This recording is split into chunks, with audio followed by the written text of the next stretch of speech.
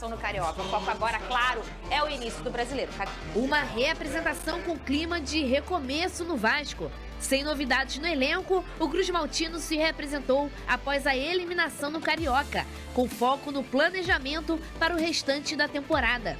A equipe terá pelo menos 25 dias de preparação sem jogos oficiais, antes da estreia no Brasileirão contra o Grêmio. Com um tempo até maior do que a pré-temporada, a expectativa é que o técnico Ramon Dias tenha pelo menos um amistoso ou jogo-treino para ajustar o elenco. Além do Brasileirão, o Vasco também segue na disputa da Copa do Brasil, que terá sua terceira fase disputada em maio. Você tinha passado aqui a questão de Atibaia ontem? Mas essa situação caiu, tá, Fernanda? Não tem mais? Havia, sim, a possibilidade do Vasco viajar para fora do Rio, para usar esses pouco mais de 20 dias aí para poder fazer essa intertemporada, mas a informação que eu pude apurar hoje é que o Vasco vai continuar treinando no Rio de Janeiro, pelo menos a princípio, vai fazer alguns amistosos com times menores e com um time grande. Há uma conversa com o Corinthians, uma informação que eu recebi lá de São Paulo e que eu consegui apurar e confirmar. O Vasco está conversando com o Corinthians para fazer um amistoso até o início do Campeonato Brasileiro e, obviamente, não ficar tanto tempo sem jogar. E também a gente sabe que o Corinthians é um grande adversário, um grande clube. Eu acho importante também esse teste para o Vasco da Gama. Público ou sem público? Aí eu não sei ainda, Fernanda, porque eles estão conversando para adequar as datas, né? Cada um tem seus calendários, mas o que eu sei é que a conversa está acontecendo e a chance de existir é grande. Muito bem, Verei Casagrande, são 25 dias. O que você tá rindo? Tô feliz, pô. Vi um Verrete ali na imagem, sinal que ele saiu do bolso do Sérgio Rafael. Ele não passa. Hoje eu tô demais. Às vezes eu vou dormir. Tô brincando, Pedro. Sabe aquele dia que tá puxado? Aí eu fecho o olho e fico ouvindo a risadinha dele. Fernanda, mas aí é aquilo, né? A gente tem que fechar a casa. Tem que saber zoar. Fechar a casa. Vou fazer o quê? Não, o que eu fiz ano passado aqui com ele? Ano passado vocês deitaram em mim. Vocês não. Vocês ontem eu tava lá na deitaram, roleta, aí o pessoal, Fernanda, eu quero perguntar uma coisa pra você de casa. Vocês já me viram zoar alguém? Eu sou zoada. Não, nada disso. Eu não zoo Ano passado ninguém. no Venê parecia até uma cama king size. De tanto que a gente deitou nele. Geral deitou em mim, com razão, fazer o pô. Foi um ano péssimo do Flamengo. Mas falando sobre o Vasco aí, Sim. Eu sou totalmente a favor desse amistoso que o Pedrosa acabou de mencionar. Inclusive, estamos falando de um grande clube, segunda maior torcida do Brasil. Tenho certeza, o Vasco também tem uma torcida absurda. Espero que seja com torcida, Acredito essa que dúvida aí, vai ser. porque seria bacana demais pro torcedor Muito. continuar acompanhando o Grande time, torcida. enfim. E você também manter o ritmo, né? Porque será muito tempo parado. Ô, Lucas Pedrosa, durante esses 25 dias, a pergunta que mais vão fazer pra você, inclusive eu, e o mercado? Cara, Fernanda, eu não tenho nada pra passar. Inclusive, eu fiz uma live ontem falando sobre essa situação. Além, a torcida do Botafogo tá raivosa comigo. Eu já falei aqui. Não adianta Por causa do Marlon? Não adianta vocês ficarem bolados com o emissor. Eu só sou um cara que passa a notícia. A gente apura a notícia e passa a notícia. E não sou eu que tô falando. O Ramon Dias, ele deu pelo menos 3 entrevistas coletivas falando: eu quero volante, eu pedi um volante pra diretoria, eu pedi um volante. E esse volante é o Marlon Freitas. Isso quer dizer que o Marlon Freitas vai sair do Botafogo, que o Botafogo vai aceitar a oferta do Vasco? Não, mas o Vasco mira esse atleta. É o atleta principal para a janela doméstica. Então é isso que eu tenho pra dizer. Inclusive, a gente já até trouxe aqui nesse programa que pelo lado do Botafogo é um grande desafio pro Vasco, né, Perfeito. Vini? Porque o Botafogo gosta muito do Marlon, ele é um atleta muito respeitado internamente. No momento mais turbulento, ele acabou não saindo, né? E ele teve propostas.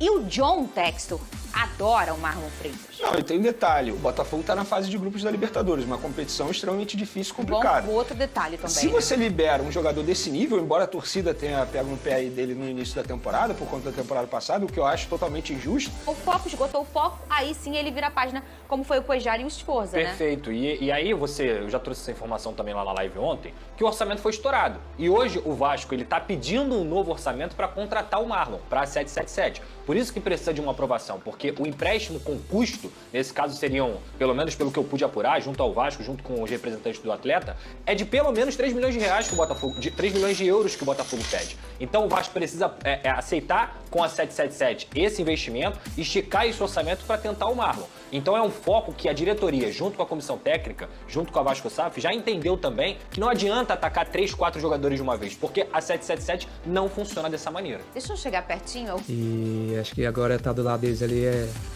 parece que é mentira. E por falar em estreante, no sábado contra a Inglaterra, o Brasil vai ter um estreante no gol depois de muito tempo. Foram 8 anos treinando os goleiros da seleção. Uma relação interrompida no fim da Copa do Catar e retomada com a chegada de Dorival Júnior. Tafarel conhece como poucos o que é defender o Brasil e sabe que essa é uma posição em que rotatividade é exceção e não a regra. Nos últimos anos, Alisson e Ederson, que jogam aqui na Inglaterra, vinham se revezando como titulares. Mas agora, com os dois machucados, abriu-se uma janela de oportunidade, prontamente agarrada por goleiros que atuam no futebol brasileiro. A gente sabe que ao longo desse processo a gente vai precisar e contar com esses goleiros, né? Assim como a gente está contando agora com essas novas convocações que talvez no futuro iriam acontecer, aconteceu agora. Com a chegada de Léo Jardim, o trio está completo. Primeira convocação para o goleiro do Vasco e também para Rafael do São Paulo, campeão da Copa do Brasil com Dorival. Bento do Atlético Paranaense esteve presente em listas recentes de Fernando Diniz nas eliminatórias. Diniz também chamou Lucas Perry, na época do Botafogo, hoje no Lyon da França, e o Everton do Palmeiras, que esteve na relação de Ramon Menezes no início do ano passado, tendo sido um nome frequente das Olimpíadas do Rio em 2016, a Copa do Mundo do Catar em 2022.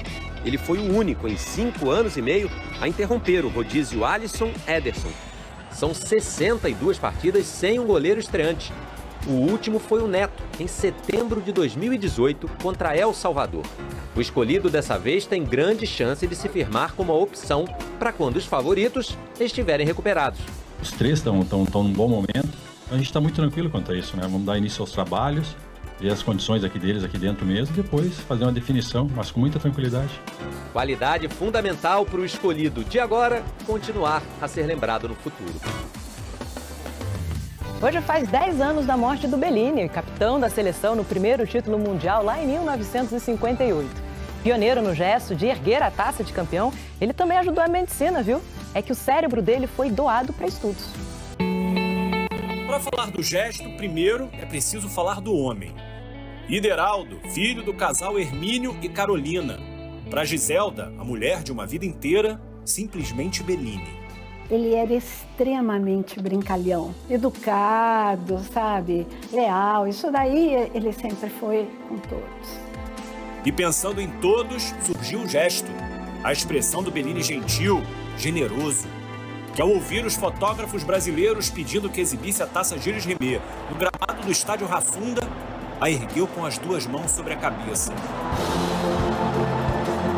Nunca antes um campeão havia feito daquela maneira. E nunca mais seria diferente. E nesse momento, ele passou para a história, tornou-se imortal. Talvez seja o momento mais histórico da história do futebol brasileiro. Do modesto itapirense, da Itapira natal, até o Atlético Paranaense, no final da carreira, foi um longo caminho. 3 Copas do Mundo, uma passagem pelo São Paulo e uma linda história no Vasco. Ali, ainda garoto, o Ideraldo se tornaria Bellini, tricampeão carioca, capitão da seleção brasileira de 1951. Ele vai integrar aquele grupo de jogadores que chegou ao clube no momento em que se fazia a renovação do Expresso da Vitória. Ele é dos jogadores do Vasco que foi campeão mundial pelo Brasil quando atuava pelo clube. Bellini nunca foi uma referência técnica, sempre se mostrou postura e pela liderança. Jabá do Maria Garrincha, o garoto prodígio Pelé, foi ele primeiro a ser imortalizado. Já que antes da criação de mais taças, aquela primeira grande partida do futebol brasileiro, que logo se tornaria a principal fonte de todos os torcedores que vinham ao Maracanã, a estátua do Bellini. A construção foi uma iniciativa dos esportes e do empresário Abraão Medina, dono da loja de eletrodomésticos Rei da Voz. A inauguração em 1960. Naquela época era difícil a coisa de você encontrar outras pessoas. Ele achava que era importante ter uma coisa que marcasse o encontro das pessoas. Essa era a ideia. Então, uma pessoa que eu não me lembro o nome, ele foi lá, eu vi essa reunião, dizendo que a gente podíamos fazer a estátua do Bellini aqui, tinha um desenho. Segundo Giselda, Bellini posou 3 vezes para o escultor Matheus Fernandes. O corpo da estátua era do zagueiro, mas o rosto deixa dúvidas até hoje. Bem? Parece, pô, parece. É parecido, cara, bem parecido. É o homem aí, pô. Pra mim é ele, né? É. Não é. Tem uma lenda que era meu tio, que eu tinha um tio, tipo, que na época era o Roberto Carlos da época, era o Francisco Alves, que era a cara dele, mas eu nunca ouvi essa história em casa. Mas que a cara do Rei da Voz é? Além do cantor Francisco Alves, conhecido como o Rei da Voz, existia outra teoria, a de que o rosto seria do jornalista e músico Hamilton Sbarra.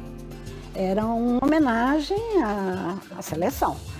Só que a voz do povo é a voz de Deus, existe esse ditado, e o povo batizou de Bellini, estátua do Bellini. Hoje, dia 20 de março, faz 10 anos da morte de Bellini.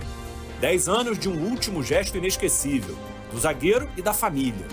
A doação do cérebro de Bellini para estudos sobre as consequências de impactos com a cabeça em jogos de futebol.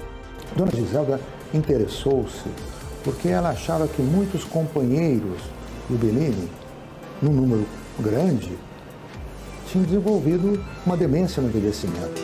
Do estudo veio a descoberta. O mal de Alzheimer não foi a causa principal da morte de Bellini, mas a encefalopatia traumática crônica, conhecida popularmente como síndrome pugilística, a mesma que vitimou o boxeador Éder Joffre. O caso Bellini, por causa dessa descoberta, apareceu na página inicial do New York Times, porque o futebol é o esporte mais praticado no mundo.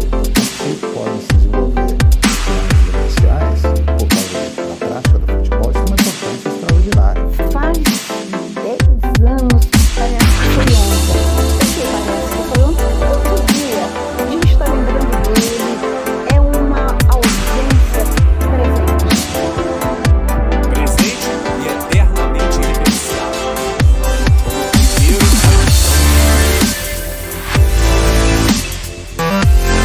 Demais essa história, né, gente?